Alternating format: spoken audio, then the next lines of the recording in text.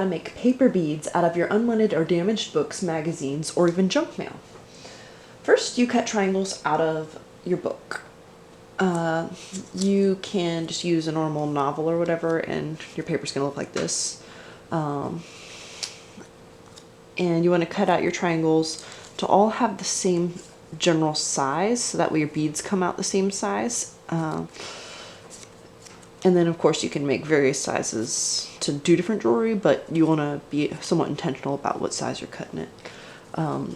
The base of the triangle right here, this is going to be the width of your final bead. So if you look at these two, this is a final bead, how it came out, and then this right here is the same size. So that's how wide your bead's going to come out. And then the height of your triangle, the two sides that are equal lengths, that's the height. That right there is going to be how strong your bead is going to be, because the taller this triangle is, the more times you can wrap the bead around, so it becomes sturdier. You can do really short triangles, but they won't be very sturdy. You can also cut out rectangles instead, but it won't give you the shape where the middle is thicker than the outside, so it doesn't give you that pretty curved shape. And it also doesn't give you as sturdy of a structure when you use rectangles. One interesting thing is your triangles don't have to have pointy tips at the very end. You can blunt that tip if you want, but when you're cutting lots and lots of beads, it only takes 3 snips to make a triangle. If you want to make that be a blunted end, you have to do additional work. So triangles tend to be best just for mass manufacturing purposes.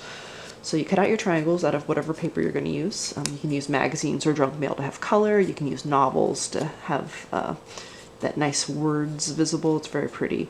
And this is a copy of Harry Potter, so nice paperback hardcover. I'm sorry, this is a nice hardcover version. Nice strong white paper. This right here is a romance novel, so it comes out more yellowed.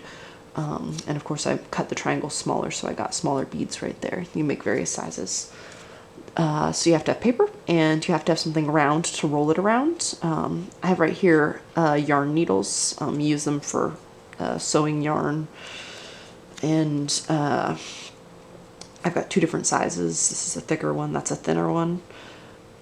You can use these to roll them with. You can use the body of a pen. If you want ginormous beads, you could use the body of a big marker. You can, most things that people have in their house, most common thing would be a Q-tip. The body of a Q-tip, you just want to trim off one end so it's easy to slide the bead off when you're through rolling it. So what you're going to do is you're going to take your paper and you're going to apply glue to almost the whole thing. I'm going to Sharpie the part that you don't have to apply glue to, just so you can easily see it on film. This very butt of it right here, this is going to be the inner part of the bead. You don't have to have glue on the very far inside right here. However, you basically want to have glue on the entire rest of that side of paper. You can put glue here, it won't destroy your bead, it just takes a little longer to dry, and so you can't use it as often or as fast. You have to let it dry longer.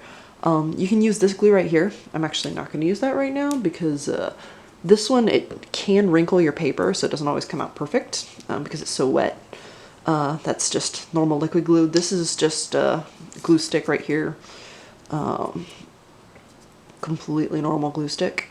You want to apply glue from almost the very bottom to the very tip. You want to go all the way to the tip. It's important you get glue on the tip of it, because if you don't, you will wind up with the bead coming unraveled. So you apply the glue. You don't have to put it in the area that I Sharpied. You do not have to Sharpie your beads. That was just to help you see which area you don't have to have glue on. So you want to line up the base of your triangle with whatever round object you're using, and you just roll it as tight as you can along the barrel of whatever you're using. You have a wooden dowel, actual knitting needles, crochet hooks, whatever you have around the house is round. And you just roll your beads super tight. You'll see it's making little layers. You go all the way to the end. If you realize you don't have enough glue, you can always apply a little more. With the glue stick, I noticed I actually have issues with putting too much glue. And so you can also scrape glue off by scraping along the plastic part of the glue stick. And I didn't roll this one super tight because it slid right off. So the tighter you roll it, the sturdier it's going to be. And once I get it all the way wrapped around the barrel, I like to spin it around in my hand for a minute just to make sure it's nice and secure. Body temperature helps adhesives to stick better, or changes in temperature, I should say, do. So getting it from room temperature to the temperature of my hands is going to make a difference in the life of the bead and how long it lasts. And you can see the very tip of the base. You can see where I sharpied it, actually. That's the base right there sticking out at the very end. And then the tip of the triangle, the top part, is going to be right here. So whenever you're making these paper beads, whatever you have at the very tip top of the triangle is going to be the most visible thing. I'm actually making a gift for Kelly. I'm going to make her a little Harry Potter bracelet. And so I have cut out a copy of Harry Potter on the part that shows the little stars from Harry Potter. And I'm going to cut that to where it'll be at the very tip of the bead. So this is one of the uses of making a blunt tipped triangle. If you're making a ton of these, it's a lot of work. It's kind of frustrating. So I wouldn't necessarily do that because it's an extra cut and it takes a lot longer. But for making just one for her, I'm totally going to blunt that edge to make sure this shows up at the very end. And I'm going to apply my glue. You don't have to do it at the very, very base, but you have to make sure you get the very tip very well, because if you don't, it won't stay rolled. And looks like enough glue. So just take my little yarn needle and roll from the base. Try and get it really good and tight. If you accidentally realize, oh, I'm going too loose, you can always unroll and start over.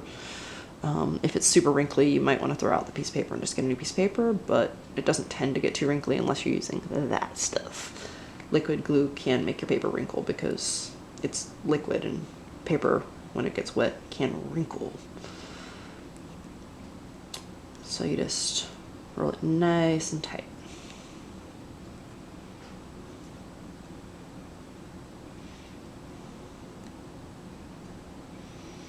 And I'm going to apply a little extra glue at the very tip because I want to make sure this stays rolled, because I'm giving it to somebody else. And I want it to look really nice. And so now you see I've got a bead with the Harry Potter stars on it. Pretty cool.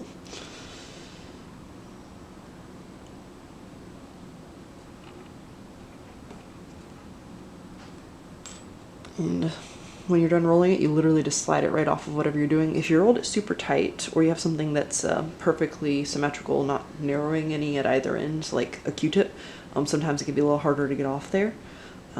Especially if you're using something like that, it's important you don't put the glue at the very base, the part that I sharpied to illustrate, because it could be exceedingly difficult to get your bead off. So yeah, that one right there I'm going to use for her. So that's how you make paper beads. You can do it out of other materials like magazines. That gives you some color. It can also give you shine, versus the novels. They don't tend to be very shiny, and you can get different colors by going, you know, junky romance novel has yellowed paper, expensive hardback has nice bright white paper, and all those nice little variations to get you different colors and sizes. The size is, of course, the base of the triangle. So how do you take these beautiful paper beads and turn them into jewelry? Well, we'll show you a variety of different techniques for making book jewelry in future episodes. Subscribe to our channel to be alerted when new CreateSpace videos are released. While you're waiting for new videos, you can enter contests and view written project guides on the CreateSpace website at mccs.libguides.com/CreateSpace.